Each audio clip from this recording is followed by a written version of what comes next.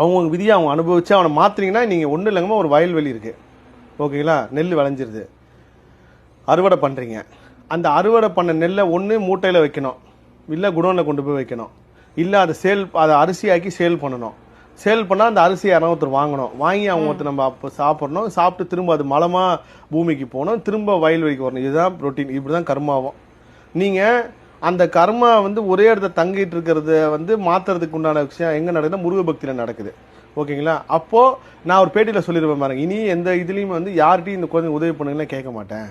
ஏன்னா ஒரு சம்பவம் நடந்துச்சு, அது உங்கள் பேட்டியில் சொல்லவே இல்லை, வேறு பேட்டியில் சொல்லியிருக்கேன். அந்த சம்பவத்துக்கு அப்புறம் முடிவு பண்ணேன், எதுக்கு நம்ம தேவையான மொத்தம் கர்மா மாற்றணும், யார் இந்த குழந்தைங்களுக்கு ஹெல்ப் பண்ணுறாங்களோ, யாருக்கு உதவுற எண்ணம் இருக்கோ அவங்களுக்கு மட்டும் நம்ம பார்த்து சொல்லுவோம் அப்படின்னு சொல்லிட்டு அதுக்கப்புறம் அப்படியே நிறைய பார்த்து சொன்னது தான். அப்போது இந்த முருகர் குழந்தைங்களுக்கு ஃபஸ்ட்டு போய் வாய் பேச முடியாதுன்னு காது கேட்காதவங்க கண் பண்ண 3 குழந்தைங்களுக்கு மட்டும் தான் ஹெல்ப் பண்ண சொல்லியிருக்காரு.